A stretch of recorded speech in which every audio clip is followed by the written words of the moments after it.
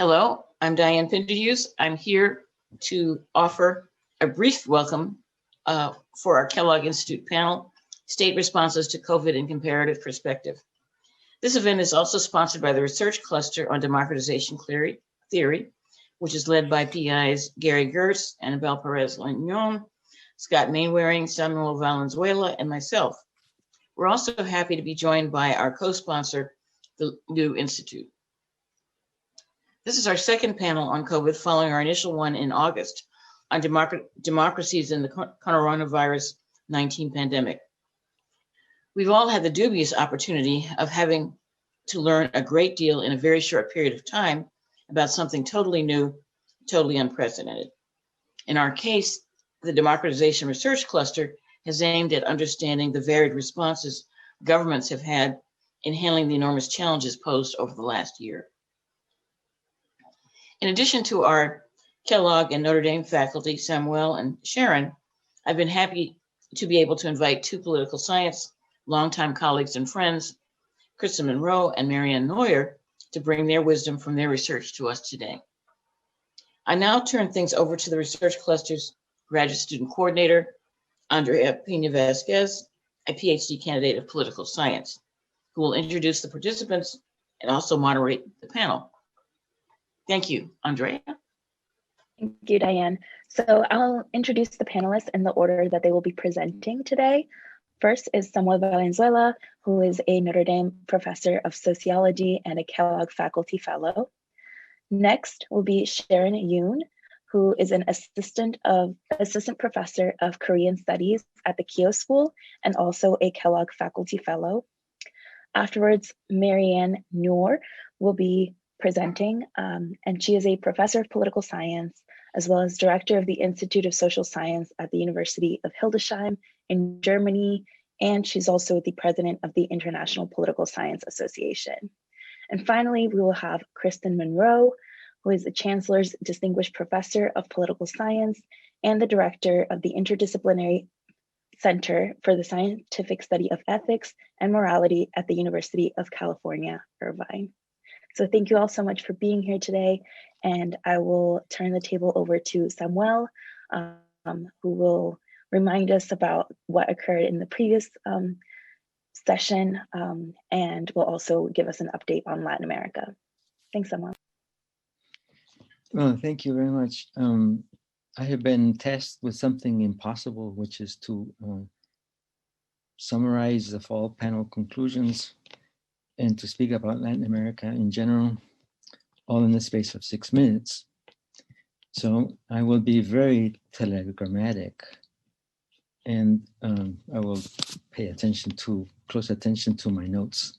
So my excuses for that.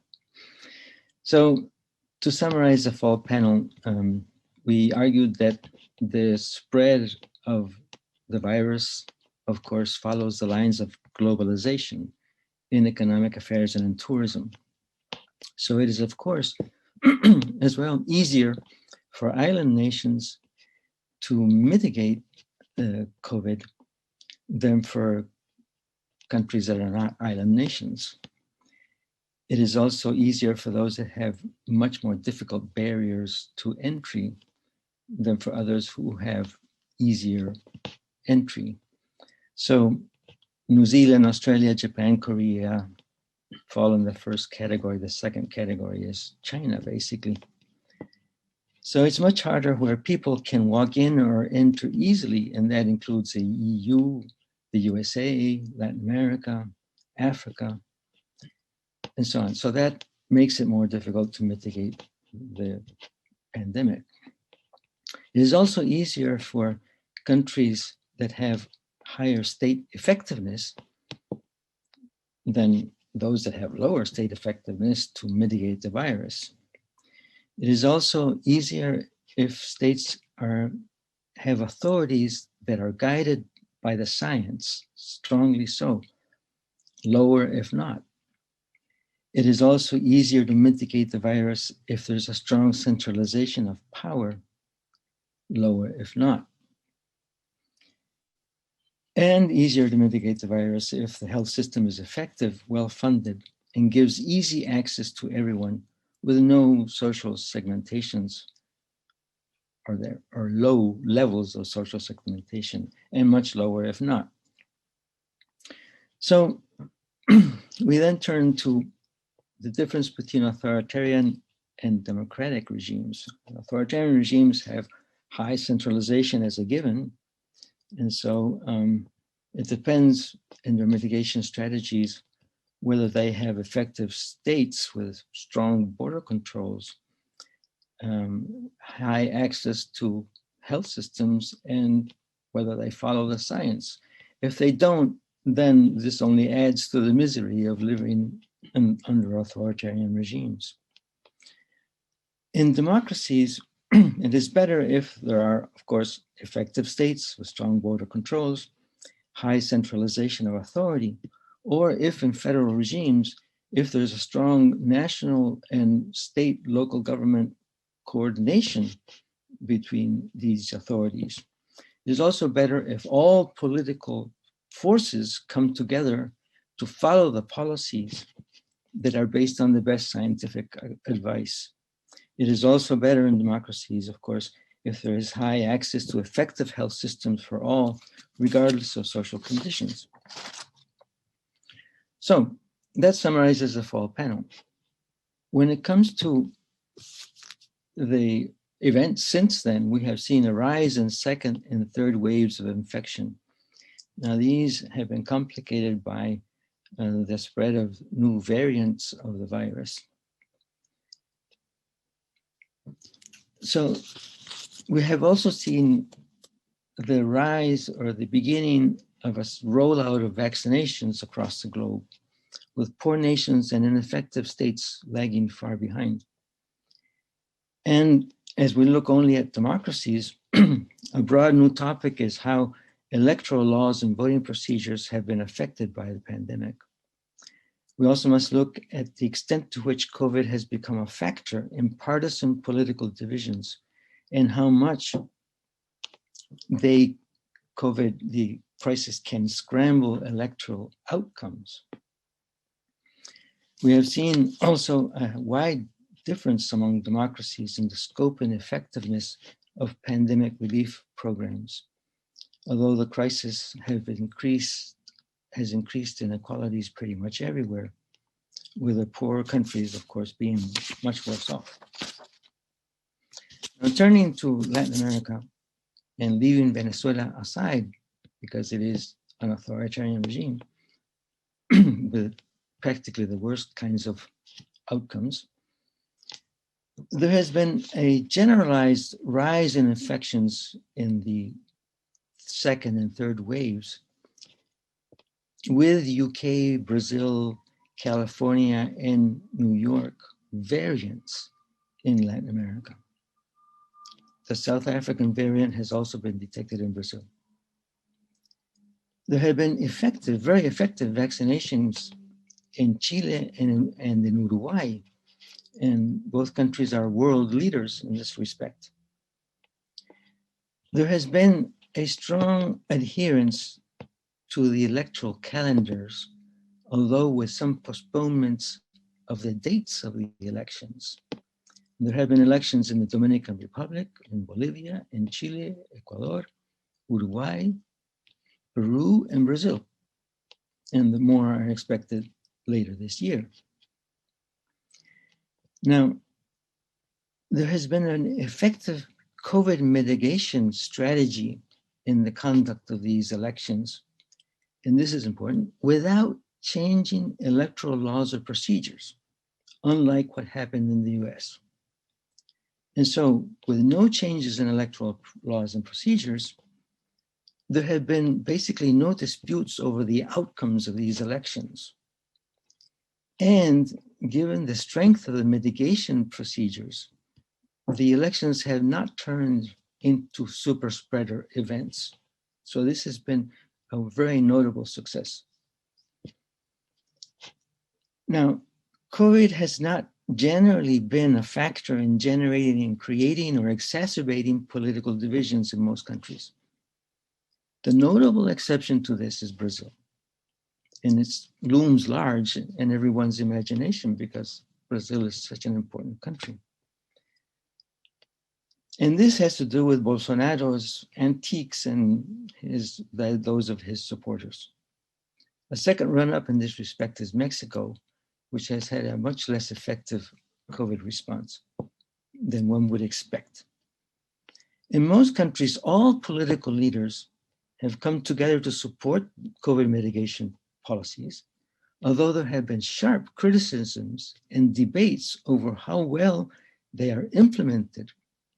And this is something that really corresponds to what one would expect in a democracy, with open public debates about political affairs. Now, in Brazil, with a federal government, the response has been more difficult, of course, and with a federal system.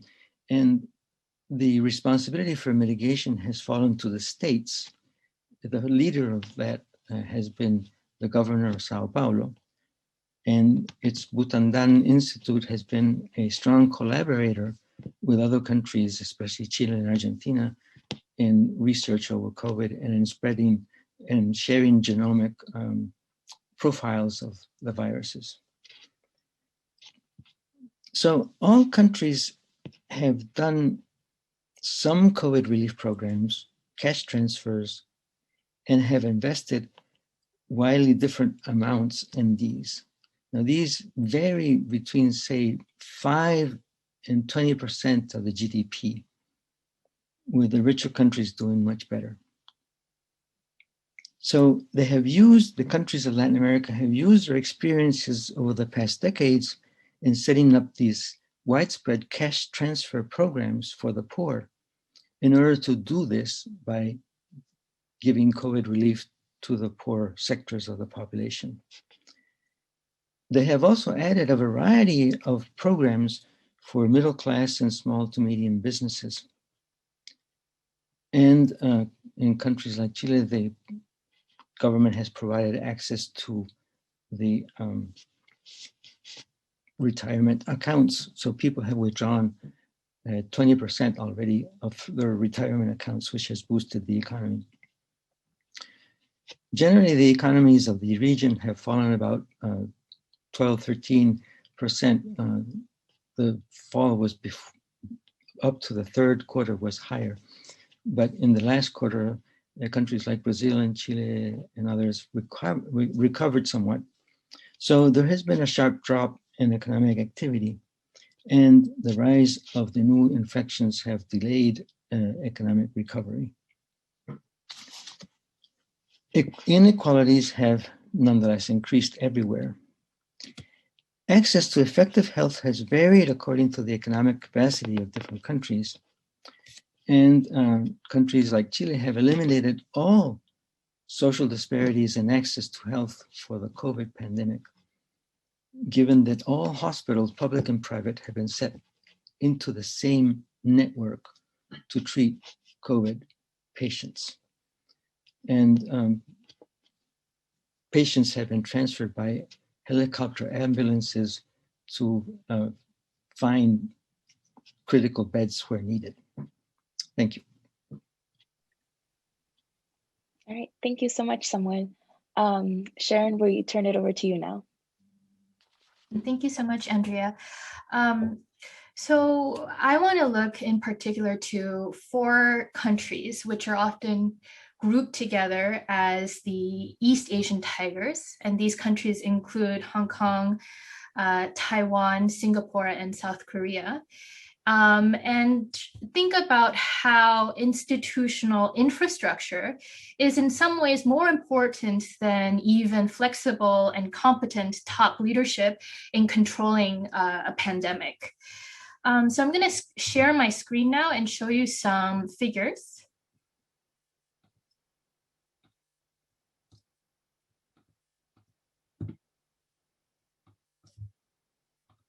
Actually, I'm having trouble sharing. Karen, can you help me open this slide?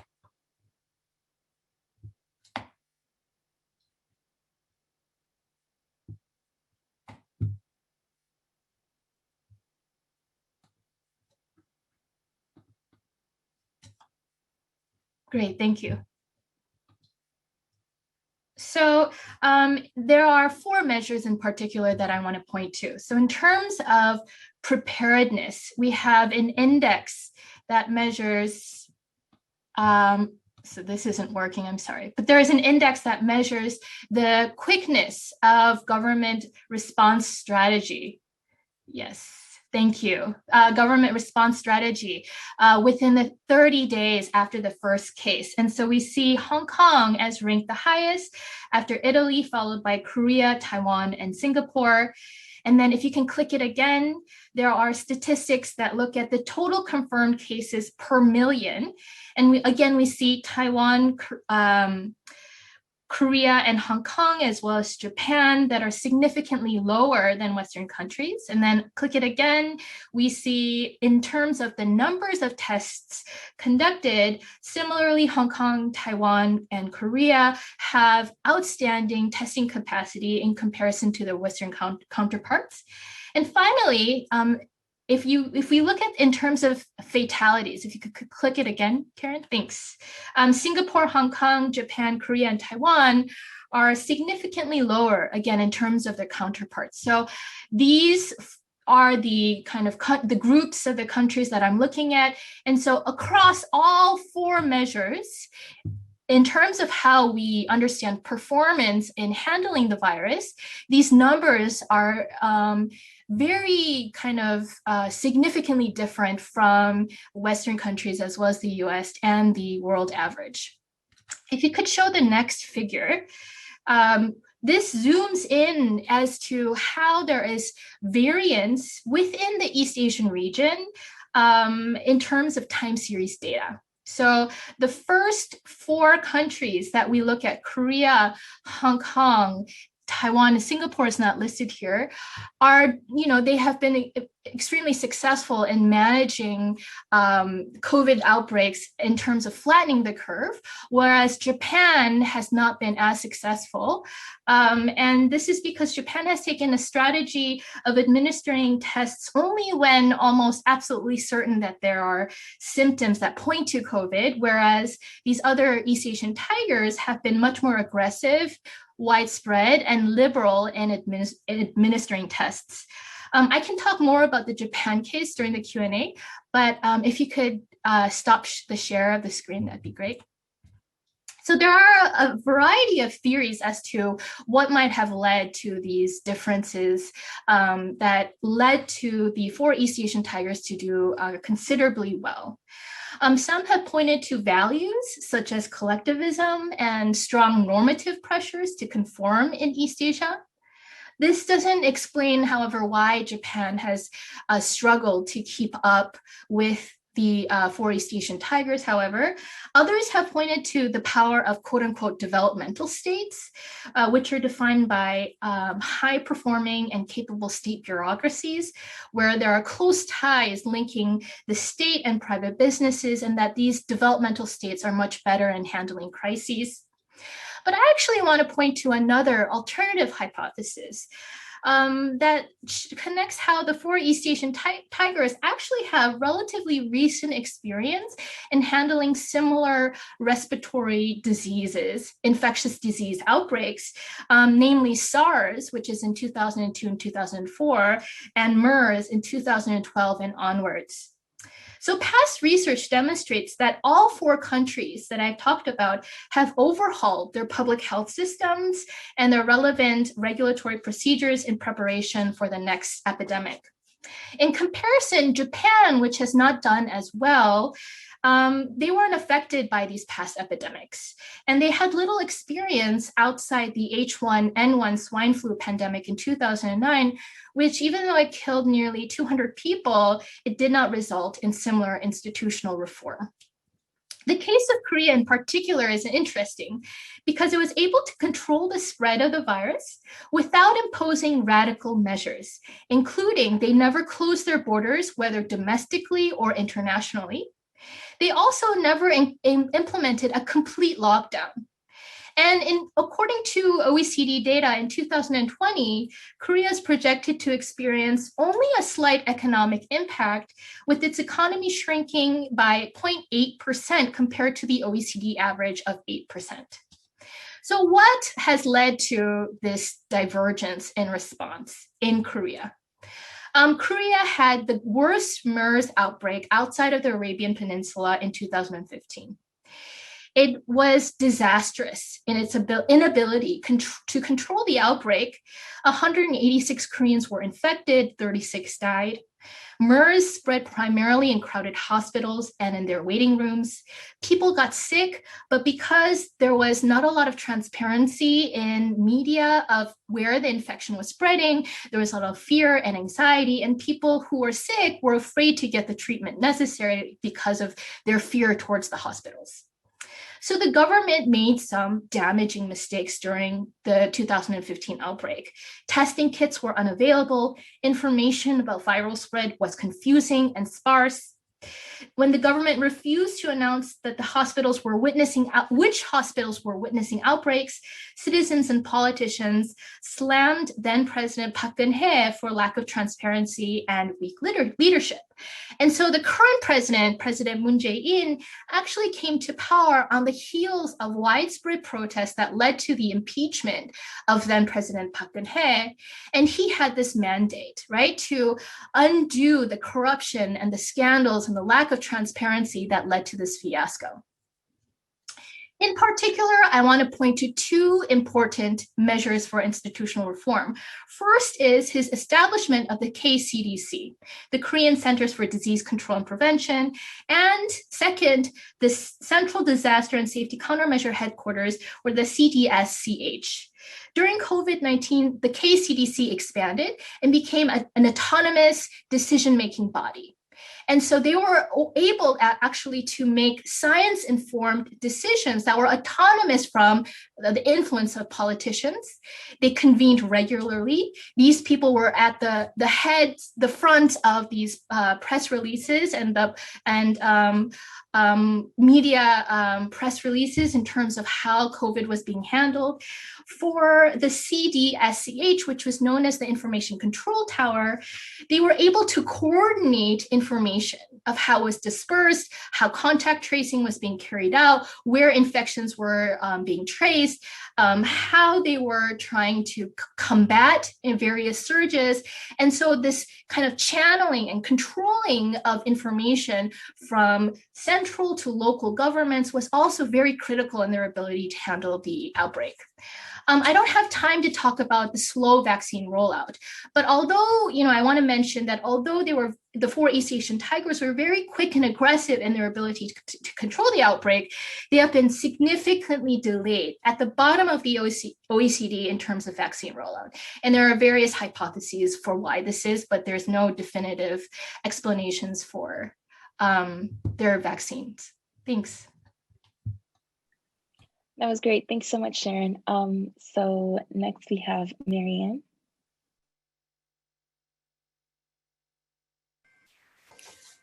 Yeah, thank you very much for the invitation to this interesting panel. And I will also try to depict in 6 to 8 minutes what are the responses to the COVID-19 pandemic in Europe. And I want to focus, due to the short time, to comparing crisis management and crisis communication within European countries. So political leadership in crises entails 2 main tasks. First of all, shaping responses. That means political leaders are expected to provide direction and coordinate the crisis response. And the second task is sense and meaning making, because political leaders have to explain to citizens and stakeholders what the crisis is about and what measures they will take to mitigate it. So these 2 tasks, so to say, are important for the crisis management. Regarding now shaping responses, so the coordination of the crisis management measures and the mitigation, we can identify mainly 4 patterns in Europe at the beginning of the pandemic. One group of countries implemented a quite strict and control-based set of measures, which is basically executive-based regulation.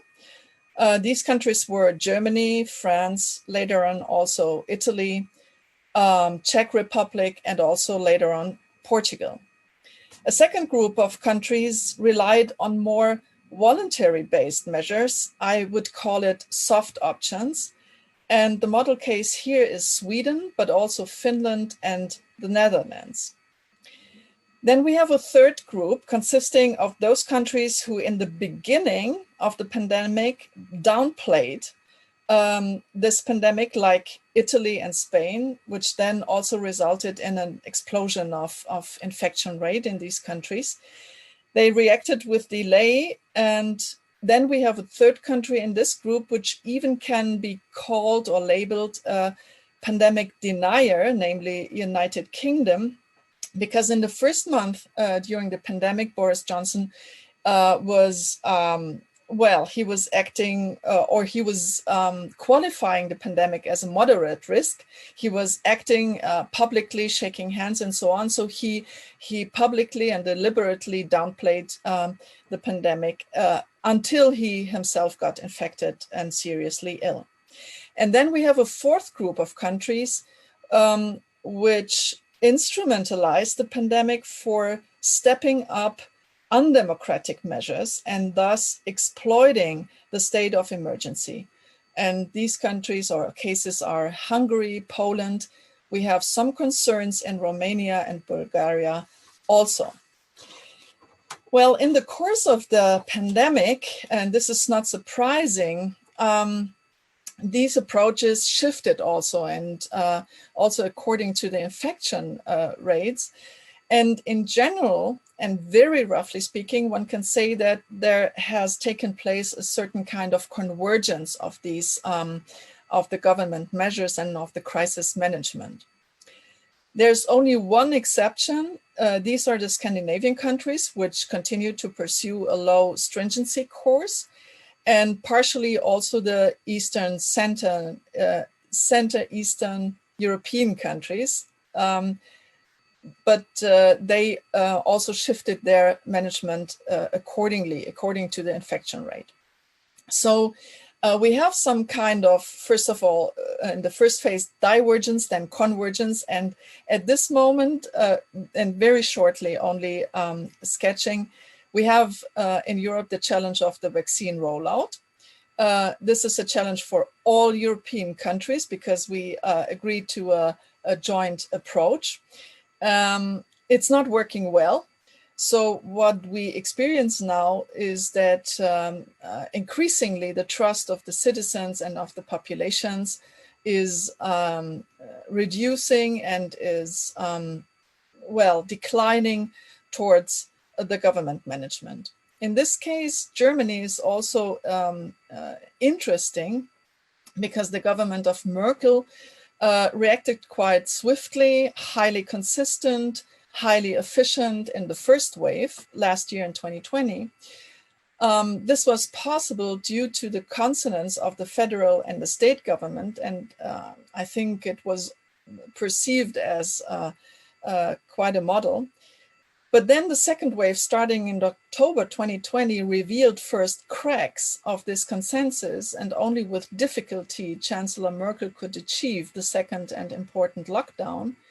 And finally, now being in the third wave since March 2021, the consensus between federal and state governments has crumbled more and more, with the consequence that there is almost no consensus anymore.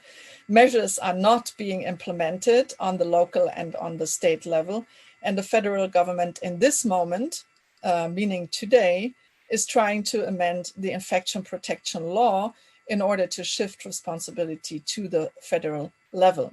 So we have in Germany quite a shift on the level of shaping responses to the crisis.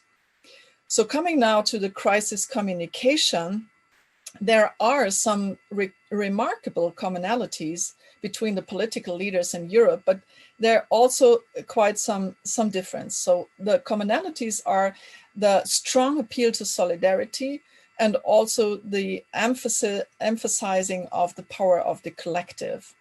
The differences may be mainly identified in the framing of the crisis and of the self-presentation of the political leaders. And here I just want to very shortly and very simplified give you 3 examples.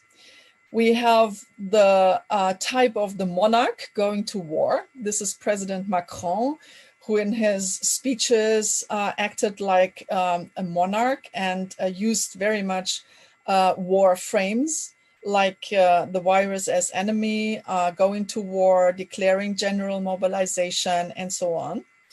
The second type is, in contrast, Chancellor Merkel, pursuing a more empathetic, near-to-people approach while staying calm, analytical, and more science-based. And then finally, there was this, at least initially, pragmatic, light-footed, and almost careless attitude of Boris Johnson until, again, he got infected. So talking about the difference in the frequency of the communication within these 3 leaders, we can clearly see that after the peak of the beginning, at the beginning of the pandemic, Johnson and Macron clearly addressed their public less, much less, while Merkel showed a quite constant and high intense communication towards the public. And here I want to show you a slide, and this is the signal to uploading the slide. Breaking down the communication of Angela Merkel. I hope you can see it. We broke down here in our research project on Angela Merkel, or the communication in the COVID-19 crisis in general. We broke it down into different channels which Angela Merkel used, like press conferences, podcasts, official speeches, television appearances, and so on. And you can also see the curve of the infection rate. And it reflects, this chart reflects quite well that the communication of Merkel corresponds quite nicely and quite well to this infection rate. So you can see that actually her communication, although it remains always quite high again, it responds to the infection rate, and thus her communication increases when infection rate increases. So this has been in the first, second, and third wave. So to wrap up, what can we see in Europe? We have a quite high heterogeneity in Europe. I think this is also perceivable in United States and abroad, beyond Europe. We have this heterogeneity, but this heterogeneity does refer on one side to the crisis management, in parts at least, but especially to the crisis communication. So therefore, I think one of the most interesting fields we have to deal with, if we are thinking of the post-COVID period as researchers, will be the communication and the way how political leaders confront crises and how they communicate with their audiences, with their populations, with their publics, and how this can also create or trust or distrust, compliance, non-compliance, and so on. So yeah, I'm ready to answer questions if there are some. Thank you. Okay, we'll actually do questions after Kristen presents. Yes. So I'll let Kristen go ahead.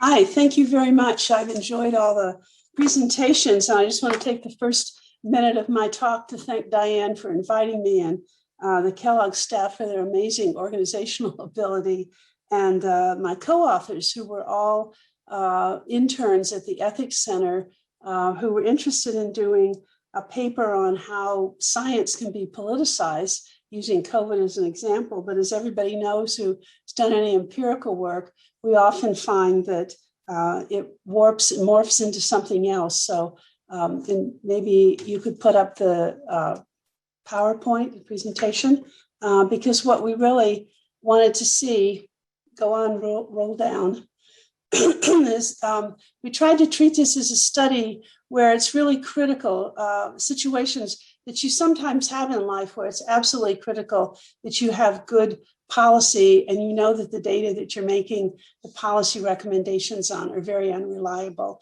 either because the government's attempting to deceive the public, because there are certain situations where the speed with which data are collected is very slow, are sometimes where the scientific knowledge of critical health events is so sketchy that even when you honestly try to accumulate data sets, they're going to be less than reliable than you'd like. So this, one of the things we're talking about in the paper is both our findings, but also what are the ethical issues that these findings present for the researcher. If you can go on.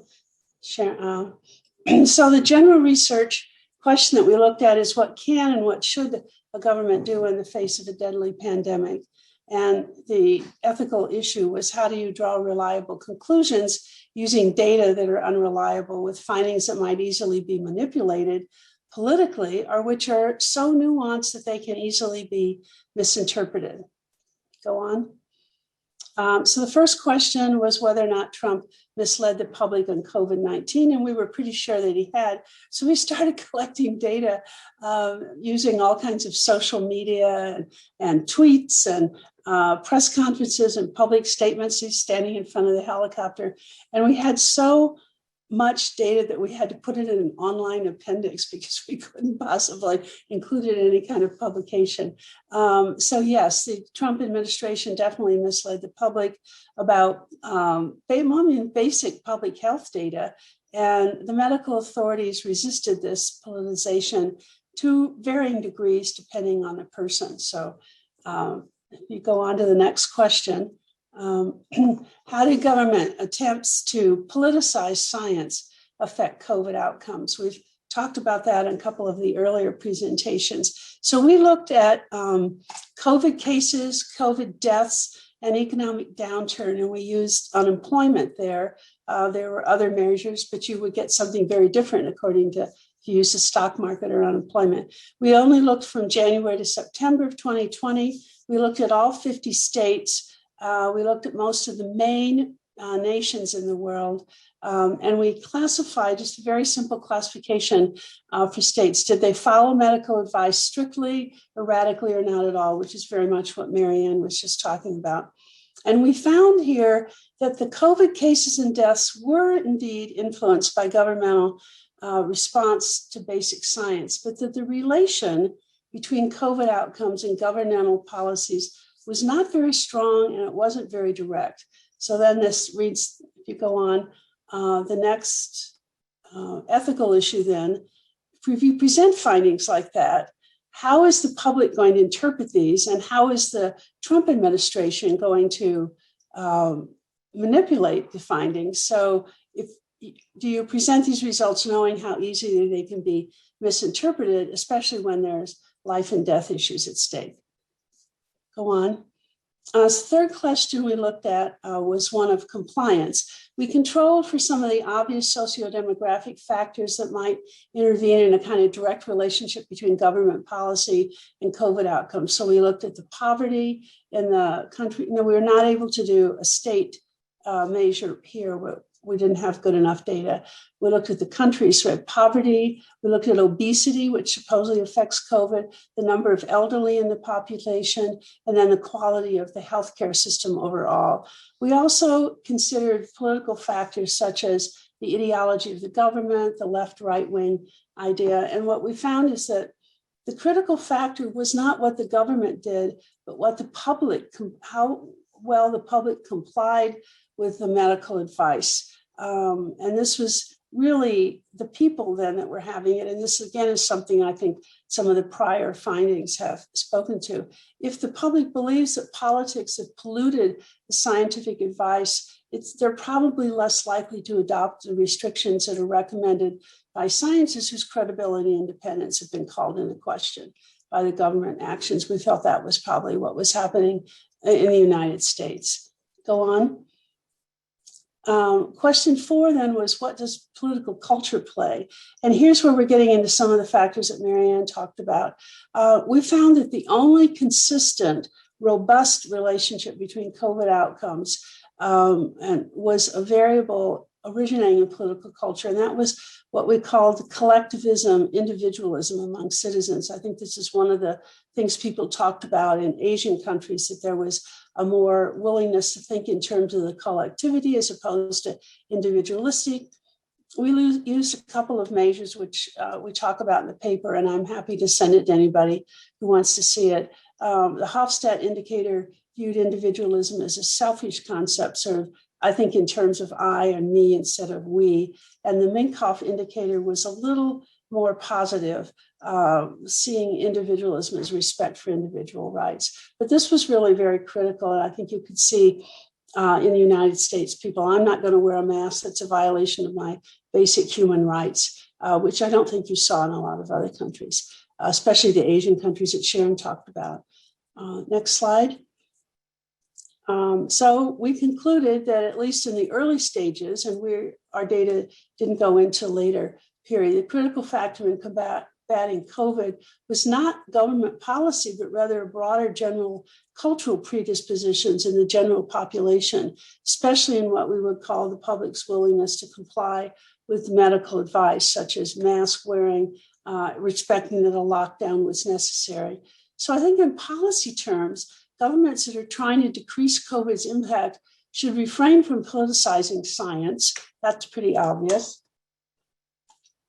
And I think they also should encourage public opinion campaigns that would affect the population's willingness to think in terms of us, not me. So ironically and tragically for all the people who died, I think Deborah Burke has now stated that probably around 200,000 people would have been saved had Trump taken more decisive action.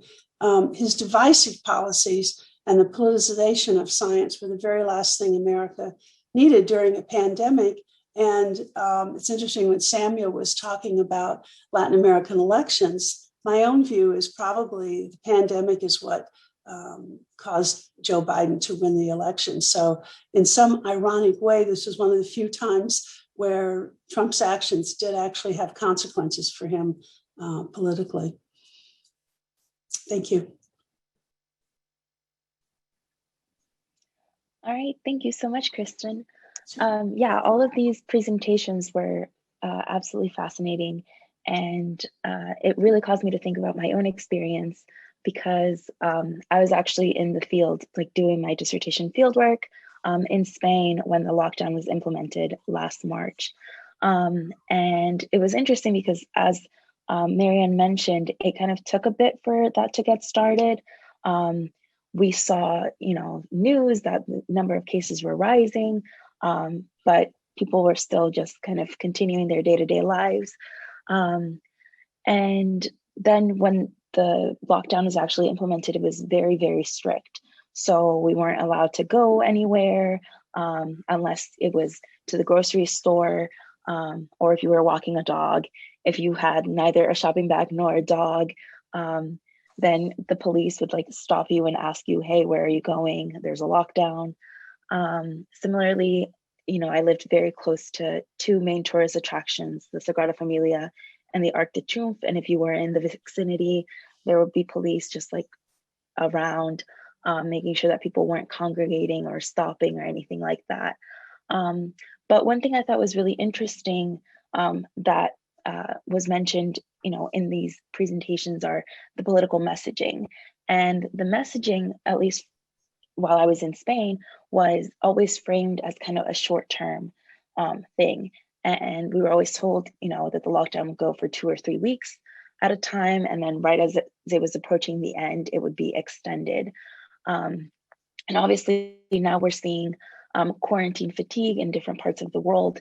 And I have a question for our panelists of whether people perhaps would have been better prepared in terms of their expectations for the length of the pandemic if the political messaging had disquarantined in a more long-term kind of way, or if you think that this would have made little difference.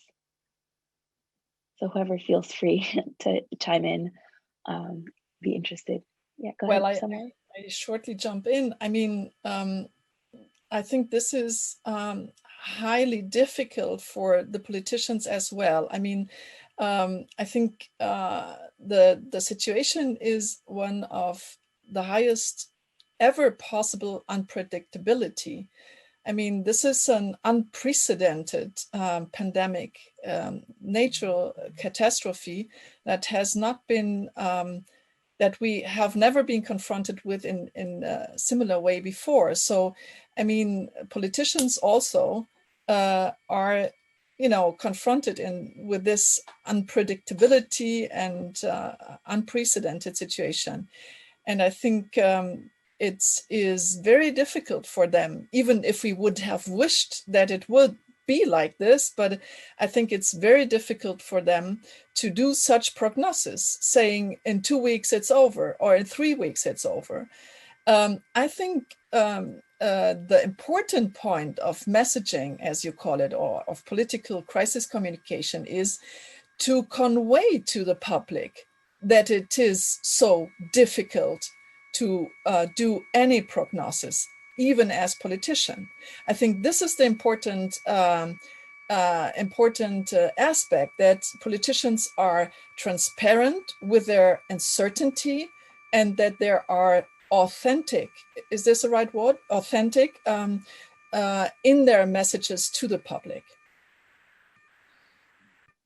It certainly helps to have a head of state that is very consistently following the science and very closely advised by the best scientific advice in the country. And in Chile, this has happened. And Piñera, as a leader in this, has turned out to be really a top-notch president. And people on the left recognize that in Chile and are saying that, I've heard this from them, well, wow, this is really good. He's done well. And it also has to do with, you know, looking forward, the idea of making sure that the country got all of the vaccinations it needed beginning in July and August, making all the contracts for the major producers of vaccines. Pfizer, 10 million, Chile about 10 million doses. And of course, it has been difficult to get them because US and EU have limited the supply. And so, well, Chile got other companies as well and did all of the tests for them in the country. Every 3 times a week at least, the committee of scientists that lead the process come together in a news conference, which is widely watched, and they discuss all of the alternatives and so on.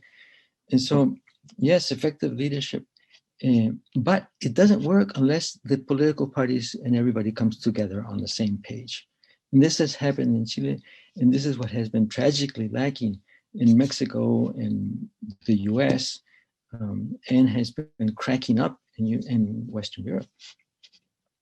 Yeah, I wanted to echo that. I think Joe Biden has been remarkably effective at conveying information and telling this is what the science says will happen or should happen, and being honest that, of course, we can't totally predict because things change.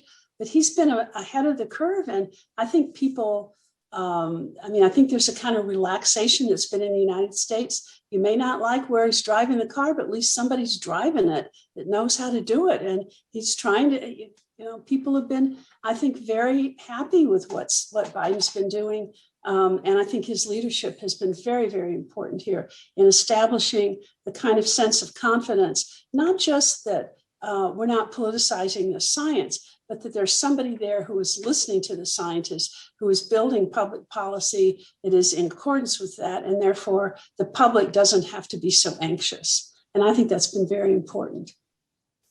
I think the case of Korea shows how maybe by making the CDC an autonomous institution makes it less influenced by who is in command, right? Makes it less influenced by key leadership, and also something that can be sustained over time, that's more impervious to like the waves of politics, right? So involving the CDC in making their own autonomous decisions, involving them in kind of key press conferences and releases, I think was very key to Korea's ability to not politicize the pandemic. Great. So we have 2 hands up. I'll let Diane and then Scott ask their questions and then allow the panelists to respond. Diane, please. Thank you. Thank you all. This is a very interesting panel, and I love the cat in the background there, Kristen. But I wanted to ask Sharon a question about, you said you wanted to talk about Japan in the discussion. So I'll point you to that, but I'm just thoroughly puzzled by the poor vaccine rollout in Japan, and why just this morning I was hearing on NPR that, it's moving out very, very slowly at this point. And I'm used to thinking of Japan as the country that's always in control and very well managed. So please, I'm waiting. Great, thank you so much, Diane. So the vaccine rollout in Japan is influenced by troubles with the HPV vaccine very recently, as well as this combination immunization shot with rumps and rubella and the measles that led to some side effects that were hyped in the media. So in Japan, they're very reluctant to trust the vaccines. Trust in these vaccines are actually much more lower than other OECD countries. And in addition, in order to procure this trust, the Japanese have made it so that they have to have their own trials. And so Pfizer had their own trial within Japan, and that is the only approved vaccine right now. And these other vaccines will have to have their own trials. These trials are only like 150 people. And so scientifically, they're not really significant. It's kind of like a performance to ease the public to say that we are testing these on Japanese people. You can trust, that these vaccines will work. And it's even more kind of baffling because the Olympics are going to happen very soon, and they're not requiring the athletes to be vaccinated. So the implications that will have in spreading the disease is very concerning. Scott? Well, thank you all. These were really interesting presentations. I'd like to ask about public attitudes, right? I mean, Kristen argued that this is key, and Sharon was more skeptical about this. But to Sharon's presentation, I guess, the reason you argued against thinking of cultural values as a key was that Japan has done worse than the other 3 tigers. Okay, but I'm not usually a big fan of political, cultural explanations. But in this case, I wonder, it looks to me as though, I'd have to see the data again, and I don't need to, but my recollection is that the 4 countries that you talked about really formed a very distinctive cluster relative to most of the rest of the world. That is, they performed much, much better. So the gap between Japan and the other 3 tigers that you talked about was, I think, much smaller than the gap between, say, Japan and the United States. So, to me, that argues not necessarily for a political, cultural explanation, but that there is something distinctive in these 4 countries. And again, although I'm usually loath to invoke political, cultural explanations, I do think, there's a lot of survey data, which Kristen referenced, that shows differences in how deferential individuals are to a notion of public good or common good, as opposed to demanding, individual freedom. I think for me, the biggest sign that it's not cultural is just the divergence in response that there was within the country comparing MERS and the coronavirus. And so the fact that these countries have all experienced an epidemic, maybe not to the same extent, but they knew that early action, aggressive action was important.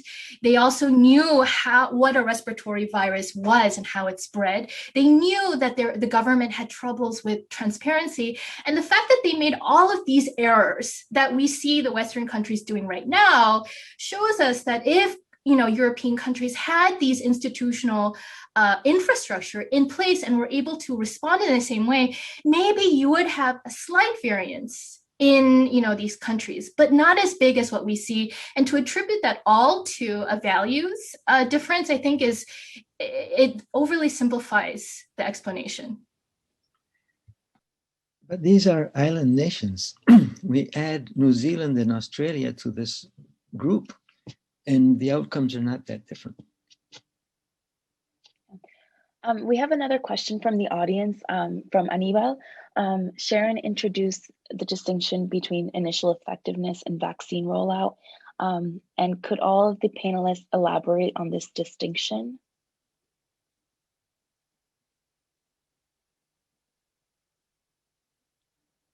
What?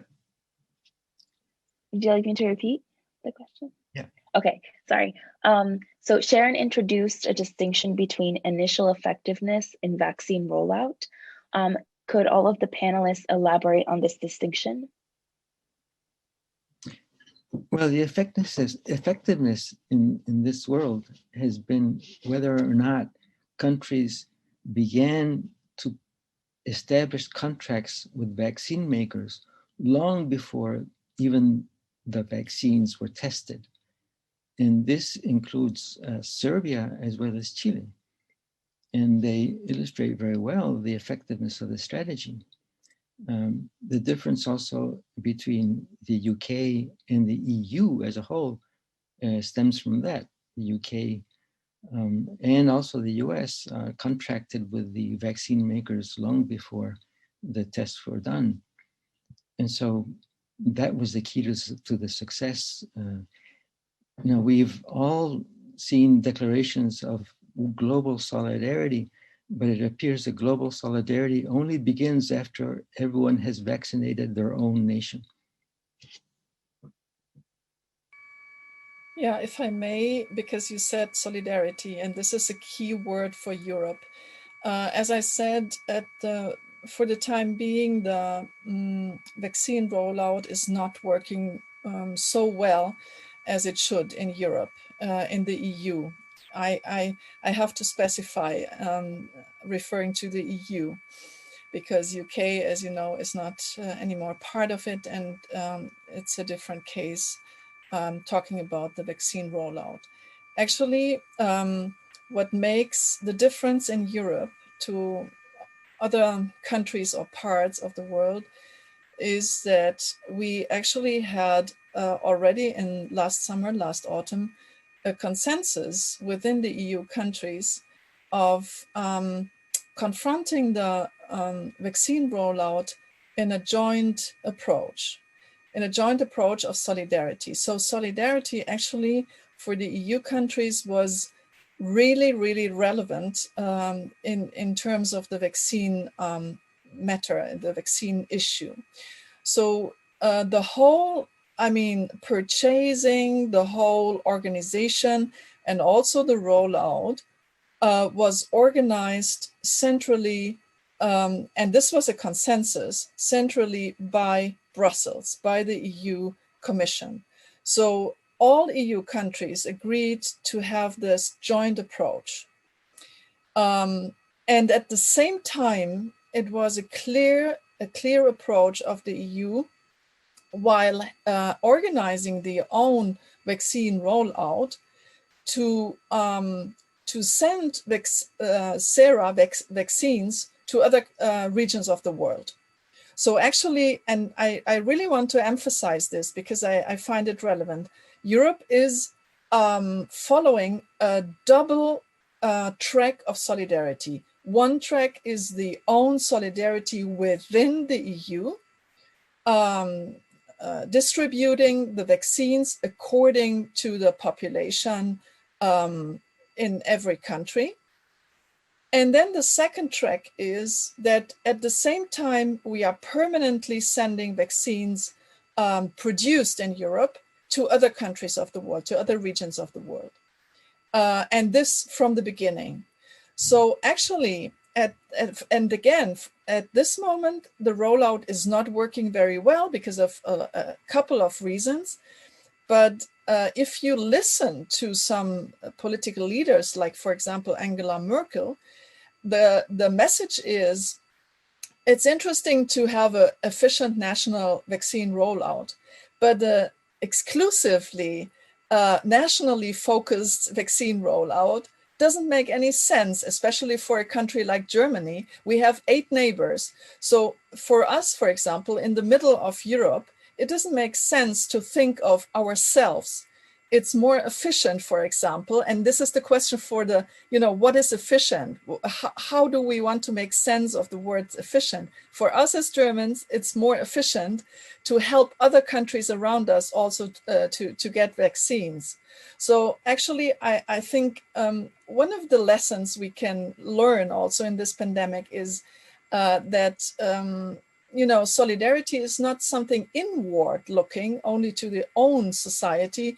It's also something outward looking in our own regions, but beyond these regions. So therefore, it's maybe the European state at this time is ambivalent, but it's also because we follow this multiple track of solidarity, so to say. Great. Something that you mentioned was, obviously important is the leadership of Angela Merkel, and obviously her leadership, as well as that of the Prime Minister of Australia and New Zealand, made a lot of people talk about how women's leadership really was important in this pandemic. So I ask all of you, did countries led by women fare better in the pandemic?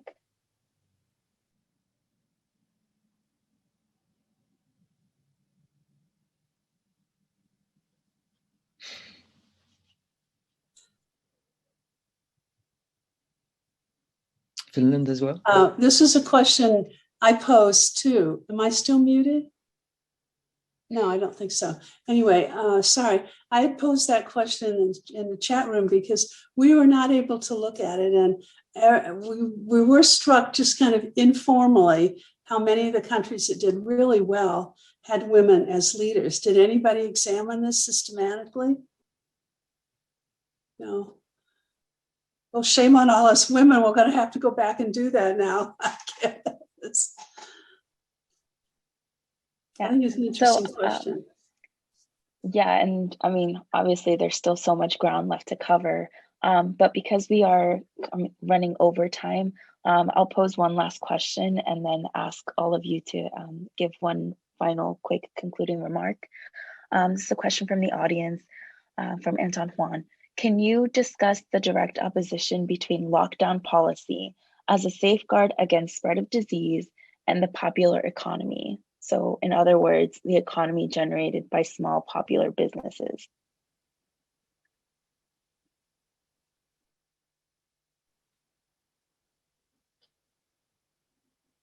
Yeah, that was, am I muted? No. That was one of the questions that we had, because I think there's probably a really complicated time lag, so that a country goes into lockdown and then their economy goes down, but then there's a time period and their economy pops back up because people are healthier. So I think you need a really kind of complicated econometric model to do this, and we didn't attempt it. But I think that's one of the big questions here. And the other one is what you mean by economic well-being. I had several people in lots of surveys I saw where people said, stock market's doing great, we don't worry about it. And yet there were these people that were unemployed who were really dramatically affected by COVID. So I think this is one of the questions of, we forget that one of the things I remember when I started studying economics is it's not just the economy is good or bad, it's very distributional. So that inflation hurts some people and helps others people. And I think that if you were trying to get a really good model of what was happening in terms of COVID's effect, you'd have to get pretty sophisticated here, which I hope somebody does. Well, one consideration here, which is very noticeable in Latin America, is the extent to which there is an informal economy and how many people are tied to it. And so if you have a country like Peru that has more than half of its employed population in the informal economy, that makes it extremely difficult to respond to the COVID urgency, because it is not so easy to distribute money to the informal sector unless you have a national registry of it, and that is missing in this case. And it is very difficult to mitigate then the virus as well, because people have to go out there and continue to work in the informal economy in which they are involved.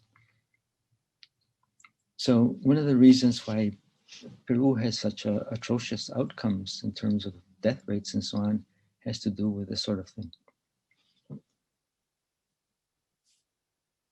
So in the case of Korea, as I said, it seemed as if the economy was not as impacted. It shrunk by 0.8% compared to the OECD average of 8%.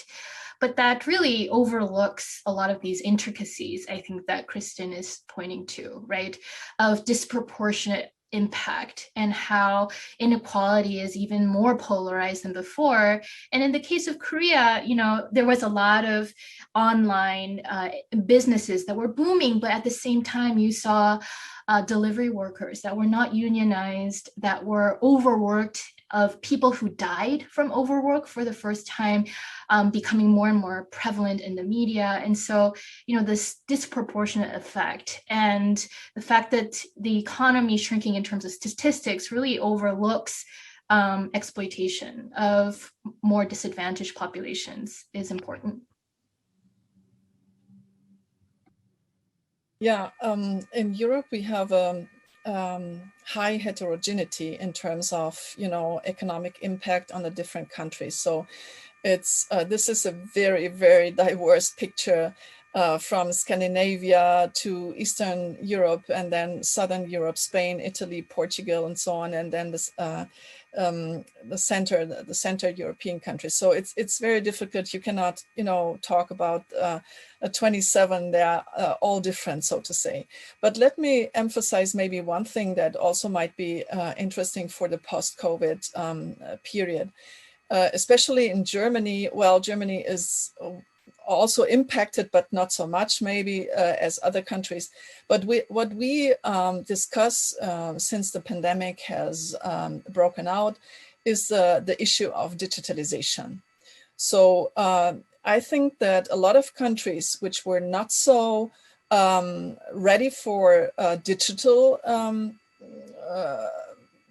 formats, mechanisms whatsoever, which were not so digital ready, like South Korea, for example, or also Japan or New Zealand or Australia, had more difficulty. So actually, the biggest problem for Germany is the lagging behind digitalization in all regards, economy, but also education, also participation, and so on. So I think this is also something that is connected to the question of economic impact, and might be a factor that countries who were more ready in terms of digital procedures and operations are doing better than those who were not. Great, thank you so much. So it's time to kind of close out our panel. So I'll ask each of you individually to give us a really short concluding remark, and we'll go in the order that you presented. So Samuel? Well, this has been an interesting panel because it has raised so many more questions and issues that we can resolve. But I guess that's what these things are for. So we need to, well, look into more the problem of the digitalization, for instance. This has been an acute thing in Mexico. Mexico has a very low rate in this. And when AMLO, the president, closed the schools, he just said, well, we'll do education by television. Now, how do you think that's going to work? And so a country like Mexico is really getting delayed, very strongly delayed in terms of its economic future by having such a poor response to the, well, larger, poorer section of the economy. Other countries have done much better in Latin America. So for me, on my mind is this element of preparedness, right? And having the resources for preparedness. And in this case, we saw how countries varied according to their preparedness. But I think in terms of our next pandemic, which will happen, I hope there will be kind of global preparedness and global coordination and sharing of information as to what works and what doesn't in order for us to more swiftly overcome the pandemic. Well, I think next questions we have to focus is what impact does this pandemic have on our democratic systems, on our democratic institutions, on our democratic procedures, and how easily are we going to leave all these emergency schemes? How easily are we going to learn lessons? Because I think the next chapter of this post-COVID period, or however we want to call it, will be to learn. So to internalize some kind of lessons. And this is very much connecting to what Sharon is saying, that we every pandemic will give us lessons in terms of how we manage a crisis, but I think we also have to focus on the lessons for our democracies, for our functioning of our democracies, and how societies coped with this pandemic, and how democratic states coped with this pandemic. I guess I conclude with that old quote from Abraham Lincoln: you can fool all of the people some of the time and some of the people all of the time, but you cannot fool all of the people all of the time. So I think the conclusion I take from this is that government should have a very strong respect for science, should try to follow the scientists' advice when you have a pandemic like this, and should put a lot of time into communicating that to the public so that the public can trust that the government is actually doing the right thing for its citizen, at least as far as the science is concerned. And if you fail to do that, I think it's possible there'll be negative political consequences for you. Yeah, absolutely. I completely agree, especially with what Samuel said about, these conversations are so important and they ultimately leave us with more questions. I think for me, one of the things that I really got out of it was the importance of leadership and messaging and solidarity. But hopefully we'll get more opportunities to have these kinds of discussions. So I'd like to thank our panelists for giving us their time and their thoughts, but also our sponsors. So the Kellogg Institute, the Liu Institute, and the Democratization Theory Cluster of the Kellogg Institute. I'd also like to remind you that the recorded video will be posted on the Kellogg website at a later date. And yeah, thank you so much all for being here.